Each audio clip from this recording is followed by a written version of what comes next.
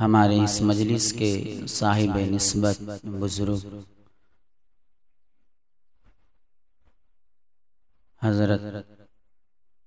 الحاج قاری منیر عالم صاحب نور اللہ مرقدہ کے خلیفہ اجل و مجاز حضرت الحاج محمد ناصر صاحب دام ظلہ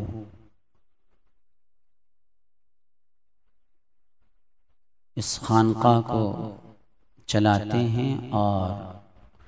اپنے پیر اور مرشد کے حکم پر ہی اس سلسلے کو آگے بڑھا رہے ہیں۔ جیسا حضرت سے حضرت کے شیخ نے فرمایا اور جتنا کام دیا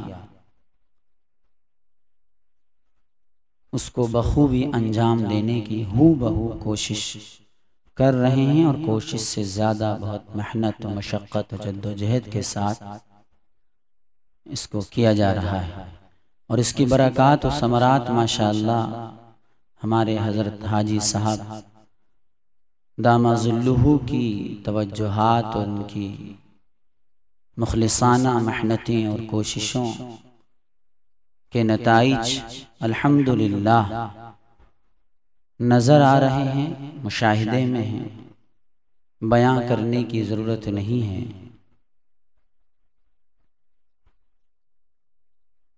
حضرت ہی کے خلیفہ و مجاز حضرت مولانا سید محمد یعقوب صاحب زید مجدہ جو ایران کے باشندے ہیں اور وہیں پر اسی سلسلے کو میں محنت کر رہے ہیں اور اس میں آگے بڑھ رہے ہیں اور لوگوں کو اس سے جوڑ رہے ہیں۔ حضرت مولانا سید محمد یعقوب صاحب بڑے مدرسے کے ایک محتمم بھی ہیں اور کئی مدارس کی ذمہ داریاں ان پر ہیں، اور وہ ماشاءاللہ اس تصوف کے سلسلے کو، اس خانقاہی نظام کو، اس سلسلے نقشبندیہ کو آگے بڑھا رہے ہیں، اور اس میں ماشاءاللہ لوگ کافی جڑ رہے ہیں۔ وہاں پر بھی، وہاں سے بھی حضرت سے رابطہ ہے، کافی مریدین بھی ہمارے حضرت حاجی صاحب کے وہاں پر ہیں۔ الحمدللہ اللہ کا کرم ہے، جو یہاں سب جڑتے ہیں ان کو سب معلوم ہے اور اس سے فائدہ اٹھا رہے ہیں۔ یہ کوئی سلسلہ اور یہ کوئی خانقاہی سلسلہ کوئی نیا نہیں ہے اور کوئی نئی چیز نہیں ہے، سب جانتے ہیں۔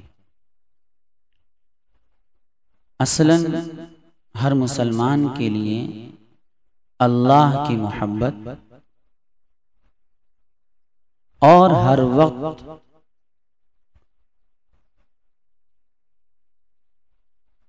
وقت اس کا فکر، یعنی اس کی رضا کی فکر میں اور دھیان میں رہنا، ہر وقت اللہ کی محبت اور ہر وقت جو ہے یعنی اسی کی رضا کا دھیان رہے، فکر رہے، غفلت میں اس کی زندگی نہ گزارے۔ یہی مقصود ہے دین سے، یعنی اسلام اور دین کے اندر کمال پیدا کرنے کے لیے یہ چیز ضروری ہے کہ ہر وقت اس کی رضا کا دھیان رہے، اللہ کی رضا کا دھیان رہے، اللہ کی خوشنودی کی فکر رہے، وہ غافل نہ ہوں کبھی اپنے مولا سے، خالق سے، مالک سے، وہ غافل نہ ہوں۔ یہ چیزیں نبی پاک محمد صلی اللہ علیہ وسلم کی صحبت سے صحابہ کو ملی۔ صحابہ رضی اللہ عنہم اجمعین آپ کی صحبت میں رہے، دین کو سیکھا، دینی تعلیم و تربیت کو، دینی تعلیم کا حصول کیا، اور ایٹومیٹک ہی آپ کی صحبت سے یہ کیفیات صحابہ میں منتقل ہو جاتی تھی اور یہ کیفیت ہو جاتی تھی کہ وہ ہر وقت اللہ کی رضا کی فکر میں رہتے تھے اور اسی دھیان میں رہتے تھے. وہ غفلت میں نہیں رہتے تھے کہ کسی وقت وہ اپنے مالک سے، خالق سے، آقا سے، محبوب سے غافل ہو جائے. یہ ایٹومیٹک ہی ان کی کیفیت رہتی تھی اور وہ ایٹومیٹک ہی نبی پاک محمد صلی اللہ علیہ وسلم کی صحبت سے ان کو حاصل ہو جاتی تھی. الگ سے ان کو اس کے لیے کچھ کرنے کی ضرورت نہیں تھی. صحبت نبی ان کو مل گئی اور صحبت نبی کی تأثیر اس نے یہ کام کرا کہ وہ غافل. سلسلہ صحابہ رضی اللہ عنہم اجمعین کے اندر بھی ماشاء اللہ نبی پاک محمد صلی اللہ علیہ وسلم کے فیضان سے، آپ کی فیضان صحبت سے، آپ کی صحبت کا جو فیض تھا اس سے وہ صحابہ کے اندر باقی رہا. صحابہ کی مجلسوں سے اور صحابہ کی صحبت سے بعد کے یعنی تابعین کو اس کا فیض ملا اور اس سے فائدہ رہا. یعنی وہ کیفیات ان میں بھی اللہ کا دھیان اور اللہ کی رضا اور اللہ کی رضا کی فکر رہی، غفلت میں نہیں رہے. لیکن بعد میں استعداد میں کمیاں ہوتی چلی گئیں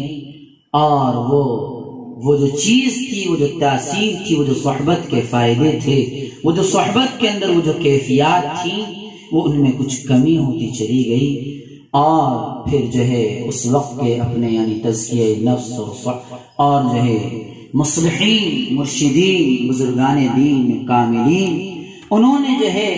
حالات کو دیکھتے ہوئے اور لوگوں کے احوال کو دیکھتے ہوئے کہ ان میں کچھ بگاڑ کی طرف جو رجحان زیادہ ہوا تو پھر کیا ہے کہ کچھ ذکر کا سلسلہ شروع کیا گیا لوگوں کے حالات کو دیکھتے. یہ سلسلہ ایسے ہی آگے چلتا رہا. جیسے جیسے وہ زمانہ نبی پاک محمد صلی اللہ علیہ وسلم سے دور ہوتا گیا، استعداد میں، ان خصوصیات میں، ان کیفیات میں کمی ہوتی چلی جا رہی تھی. اس وجہ سے ذکر اور ذکر کے ساتھ وہ معمولات اور پھر وہ مجاہدات اور پھر وہ ریاضات وہ سب جو ہے کیا ہے بڑھاتے چلے گئے. اپنے اپنے وقت کے مشائخ اور اپنے اپنے وقت کے کاملین اور اپنے اپنے وقت کے بزرگان دین نے لوگوں کے حالات اور قوموں کے حالات اور جو ہے مریدین کے حالات کو دیکھتے ہوئے ان کے لیے وہ مجاہدے اور وہ ریاضتیں اور وہ جو ہے ذکر و اذکار کے سلسلے اور وہ کچھ معمولات میں لگایا، کچھ ضربوں کا سلسلہ بھی جوڑا تاکہ جو ہے توجہ اور دھیان اللہ کی طرف مخلوق کا، لوگوں کا، بندوں کا ہو زیادہ اور ان کو وہ کیفیات ملے، وہ نورانی اور روحانی وہ جو کیفیت ہونی چاہیے ہر مسلمان کے اندر، ہر مسلمان کے قلب کے اندر، وہ اللہ عز و جل نے اس نظام کو جاری اور ساری رکھا اور باقی رکھا. ہم جیسے ناتواں، کمزور اور ہم جیسے اللہ عز و جل ہم سب کو معاف کر دے، ہم جیسے فکر نہ رکھنے والے اور غفلت میں رہنے والے اور غافلین کے لیے اللہ نے یہاں تک کہ اس سلسلے کو پہنچا دیا اور ہم تک یہ سلسلہ آ گیا. الحمدللہ الحمدللہ، اللہ کا فضل ہے، انعام ہے، احسان ہے کہ دنیا کے اندر آپ دیکھیں، ہم نے سنا اجمیر شریف کا نام، کلیر شریف کا نام اور بھی جو ہے حضرت اور بھی جو ہے بزرگان دین کے مزارات کے تعلق سے کہ اس دور کے اندر ان کو اللہ معاف کر دے مزاروں کو ایک مذاق بنا کر رکھ دیا گیا. ورنہ آج بھی صاحب نسبت بزرگ اور آج بھی قطب اور ابدال اور آج بھی جو ہے اللہ سے تعلق رکھنے والے وہ جہاں پر جو کفر اور بدعات اور خرافاتوں کا ایک سلسلہ جاری کر دیا گیا ان بزرگان دین کی نسبت پر یعنی ان کے مزاروں پر، لیکن قطب اور ابدال اور صاحب نسبت بزرگ اور اللہ والے اور اللہ کے محبوب ان قبروں کے پاس جا کر، ان مزاروں کے قریب جا کر اللہ سے تعلق قائم کر کے ان پر جو رحمتوں کے پتلانے گر رہے ہیں اور ان پر نور کی جو بارش کا اور جو ہے کیا ہے کہ بوچھار کا سلسلہ چل رہا ہے، وہاں سے بھی کیا ہے کہ اپنے قلب کو جوڑ کر اللہ سے جوڑ کر اور اللہ سے ان رحمتوں کو مانگتے ہیں اور برکتوں کو لیتے ہیں اور اس نور کا حصہ لیتے ہیں جو اللہ عز و جل نے اپنے خاص بندوں کے لیے منتخب فرمایا ہے اور اس کو عام کیا ہے۔ تو خیر کہنا یہ ہے کہ وہ بزرگان دین کہ ان کی تشبیہ بگاڑ دی گئی، ہمارے زمانے کے اندر ان کو اللہ معاف کر دے ایک صرف بابا کی شکل دے دی گئی، ان کو ایک پیر کی شکل دے دی گئی اور ان سے کچھ مانگنے کا اور ان کے ذریعے اور ان کو کچھ زیادہ اونچا مقام دے کر اللہ معاف کرے۔ شرک میں جو ہے وہ مبتلا کر دیا قوموں کو، بدعات میں مبتلا کر دیا قوموں کو، جہنم کے راستے پر جو ہے ڈال دیا قوموں کو۔ ورنہ میرے بھائیو بزرگوں، یہ بزرگان دین انہوں نے یہی سلسلے کو قائم رکھا جس سلسلے سے آج ہم جڑے ہوئے ہیں، اسی سلسلے پر قائم رہے اور اسی سلسلے کو آگے بڑھایا اور اسی سلسلے میں محنتیں کی اور قوموں کو جوڑا جو اس سلسلے سے جڑ جاتے۔ کیا ہے یہ سلسلہ؟ کیا کوئی نئی چیز ہے؟ نہیں میرے بھائیو بزرگوں، بات کو یہ بھی سمجھنا چاہیے اس سلسلے میں جو ذکر و اذکار کے معمولات بتائے جاتے ہیں، یعنی جو معمولات بتائے جاتے ہیں، جو ریاضتیں کرائی جاتی ہیں، جو مجاہدات کرائے جاتے ہیں، جو کچھ شیخ اپنے جو ہے مرید کے حالات کو دیکھتے ہوئے ان سے کچھ جو ہے ان کو کچھ آگاہ کرتا ہے اور ان کو پابند کرتا ہے، وہ مقصود نہیں ہے، وہ مقصود نہیں ہے۔ مقصود تو یہ ہے کہ اس کا دل ان معمولات پر رہ کر اور ان ذکر و اذکار کی پابندی کر اور جو ہے کیا ہے کہ ان اوراد کی پابندی کر وہ مقصود تو یہ ہے کہ وہ اپنے مقصود کو پالے، یعنی اپنے محبوب کو پالے، یعنی وہ اپنے اللہ کو راضی کر لے اور اللہ کی محبت اپنے دل میں بٹھا لے، یہی مقصود ہے۔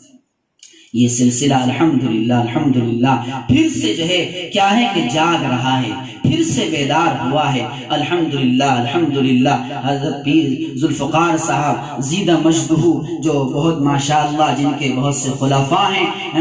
کیا نام ہے، دنیا کے اندر عالم کے اندر سب ان کو جانتے ہیں ماشاءاللہ، جو ہے حضرت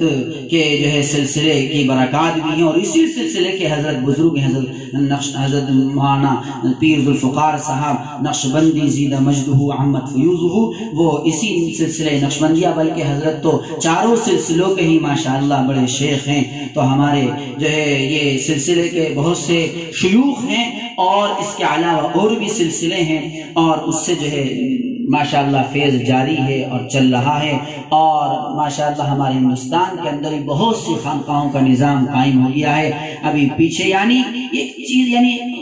یعنی ایک طرح سے اس یعنی سلسلے کو لوگ جانتے ہی نہیں تھے، ایک نظام کو جانتے ہی نہیں تھے۔ مقصود خانقاہ، مقصود بتایا کہ یہ سلسلہ نہیں ہے، مقصود اللہ کی محبت اور اللہ کی رضا ہے۔ یہ ایک نظام ہے، یہ ایک علاج ہے، یہ ایک تدبیر ہے، یہ ایک راستہ ہے کہ بندے کا اور اللہ کے راستے کو اور رابطے کو مضبوط کرنے کا اور جوڑنے کا ایک نظام ہے۔ اللہ مجھے اور ہم سب کو جو ہے اس سے جڑنے کی توفیق عطا فرمائے اور پوری مخلوق کو اس سے جڑنے کی توفیق عطا فرمائے۔